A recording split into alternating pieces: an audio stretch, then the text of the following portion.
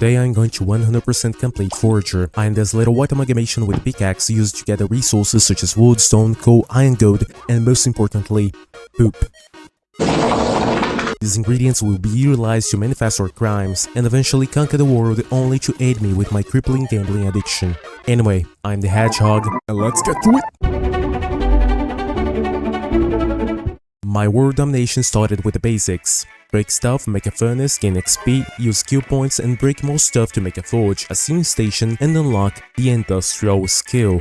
This allows the creation of a loophole to get a bunch of experience early on. With the industrial skill, I now get experience every time I construct a building. The loophole is that if I destroy said building, I get the same ingredients I used to make them in the first place. So I just build, destroy, build, destroy, build, destroy, build, destroy, build, destroy for a god only knows time. And by doing this, I can upgrade a bunch of skills rapidly. I postponed the fish trap grind set because I needed to capture bugs to upgrade my pickaxe. Finally, I can destroy nature faster. And to progress further, with a sewing station, I upgraded my backpack. I melted gold balls to make gold coins, allowing the purchase of new lands, many more to explore and exploit. Since I had a lot of items, I decided to make my first vault to manage items better. I bought another island only to discover an old man. He wants my help to protect Mother Nature from guys with pickaxes. Of course I want to help him, but first I need to destroy everything in my way. I learned I could change my drip at the old man's house, then I found cute little fellas that love me for no reason. I remembered a quote from Chris Rock that said men can't have unconditional love.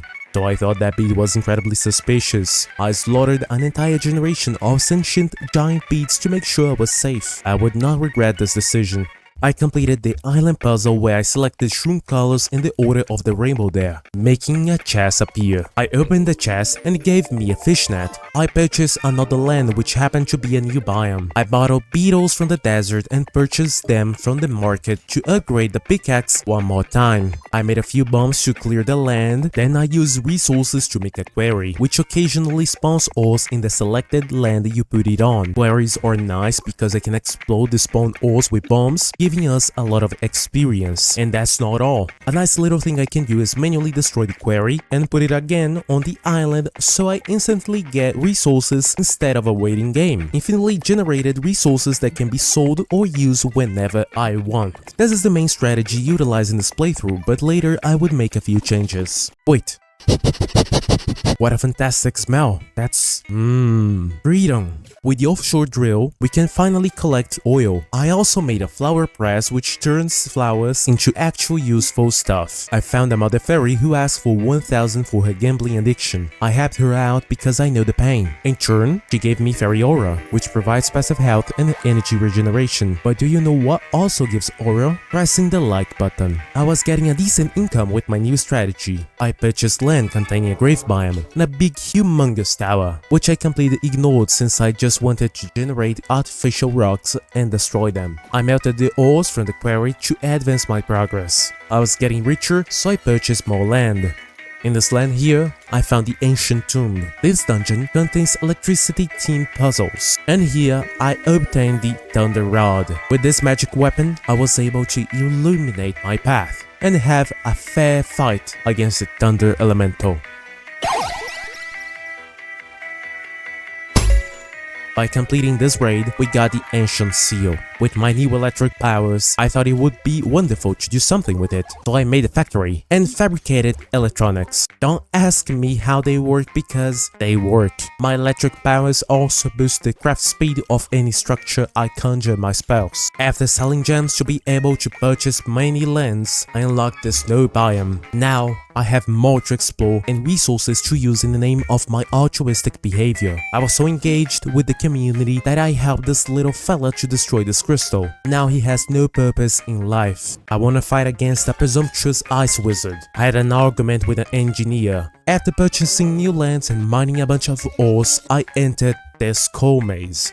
The skull maze was a maze filled with skeletons. Inside, I found an altar where I can sacrifice a heart to get OP stuff. One of them being the Madness Boom. I sacrificed 3 hearts in the Madness Boom, which made me level up 9 times instantly. Then I proceeded to find my way out of the skull maze, get the Necro Rod and earn the core seal. The first thing I did after leaving the maze was invest the skill points I just obtained, the most important being optics, which unlocks lighthouses. For reasons I can't comprehend, lighthouses are the most overpowered structure in Forager. They increase nearby drop rates for any item the AoE covers. Now every time I mine ores with the quarry strategy, I earn tremendous riches. One lighthouse is good, but what about two? Nah, just kidding. Let's make 5 of them. This screen is now reddish because I am seeing the lighthouses area of effect, but don't worry because this will get worse. After a few minutes, I noticed I had 122,000 coal and 25,000 obsidian. Selling them granted me 1 million gold coins. With the money I now had, I purchased every piece of land available, and I can buy literally anything from the market. I purchased a slime sigil, thinking it was a banner or something to place, but I summoned the Slime King, and with a lot of patience, I defeated the boss. With new loot, I made a spirit forge, the craft station for arcane weapons, and mystical resources. I was poor and had to wait a lot, so I did what any normal person would do and tried to socialize. I talked to this stupid clown who turned out to be the creator of the game. I found a fox that was in absolute despair and needed 500 poop. I won't ask questions. I helped Princess Anna Banana, and in return, she gave me a magical pink bow. I talked with the museum guide, a goblin, a random wizard, and a not-so-scary ghost. My social battery was worn out, so enough of that because I found the crystal cave. And by using one of my 2 remaining brain cells, I obtained the ice rod and got the frozen seal. My last brain cell was used in the fire temple, the last dungeon available. After obtaining the final magic scepter, I challenged the great demon. After its defeat, I got the fire seal. We not only have dungeons, but there's a good number of structures with unique puzzles to solve. I entered this big tower, and by not following the tutorial, I completed a tough puzzle all by myself. After some serious thinking, I completed this puzzle here, another one there, and I was basically done with the puzzles. After using my brain, I saw an altar I found inside the skull maze in this fire island here, so I decided to use my hearts to get some boosts. One of them was a termination boom, which gives me droids and grenades. Droids in particular are fantastic.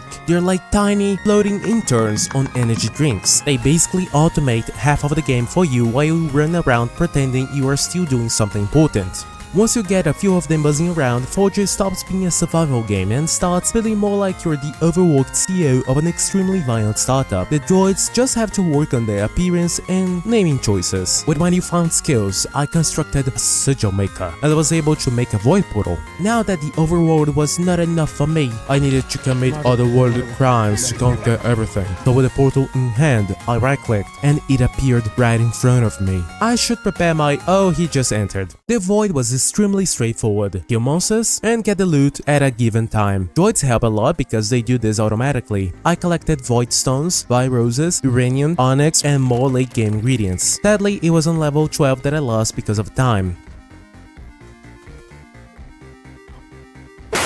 I recognized I was not powerful enough, so I postponed otherworldly domination. With new resources, I was getting upgrade after upgrade, but I was after something truly powerful. Something that could literally change this world the way I preferred, but I was not close to getting my hands into this powerful machinery. With the resources I now had, I made another power plant to increase my structure's performance. More factories, more grind, and more waiting. It was in the grind that I had the incredible epiphany of utilizing a sigil I purchased in the market. What I was not aware of is that this was John Wick's disciple. He was coming for revenge. I killed his family members, and now he wanted to dismember me. But honestly, why can't this thing even...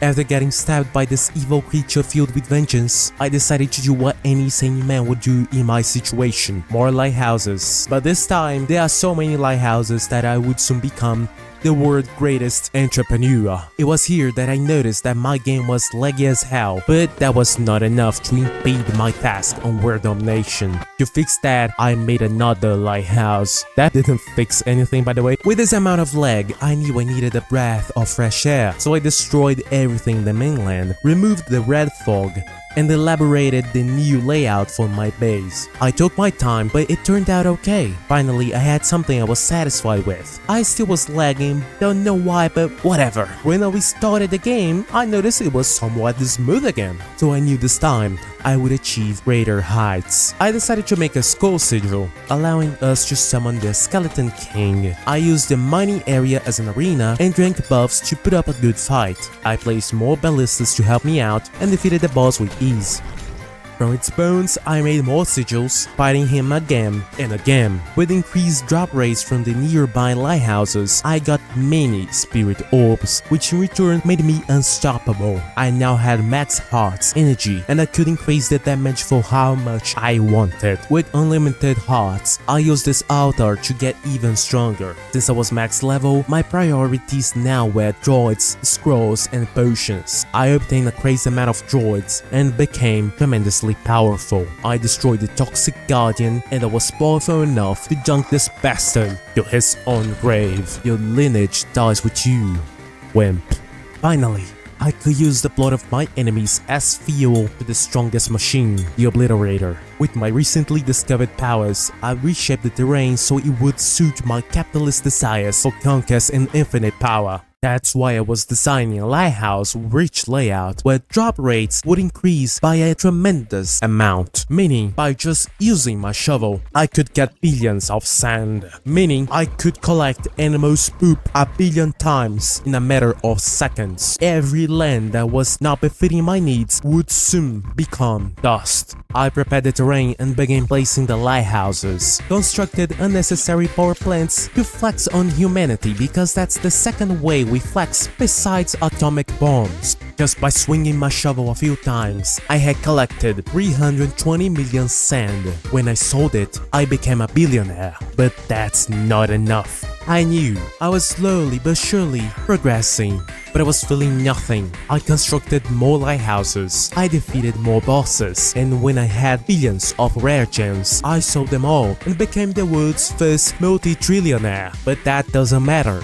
More lighthouses, more bosses, more grind, and when I got confused on what to do, I just used a bunch of spirit orbs. I swear I'm okay. Finally, the stars aligned and I unlocked the final pickaxe upgrade, the nuclear pickaxe. I was now stronger and I had to test my powers to subjugate species from another world, so I entered the void and started to fish. Yeah, for whatever reason I have to fish here to get Kraken's eyes and upgrade some tools. That's tiresome. At least back home I was able to upgrade my sword thanks to that. Anyway, I had to do my last raid on the void, so I sacrificed everything for potions and droids. Then I made nuclear boots. They look nice. I cleared my inventory, invested in more damage. Damn, I destroyed them all. With the help of droids, I was easily destroying those creatures. I finally reached Void level 30, getting an achievement and a cosmetic. But now that I was a multi-trillionaire, I had the urge to become a philanthropist. So when I was not producing radioactive material, I was helping the community museum by completing its bundles.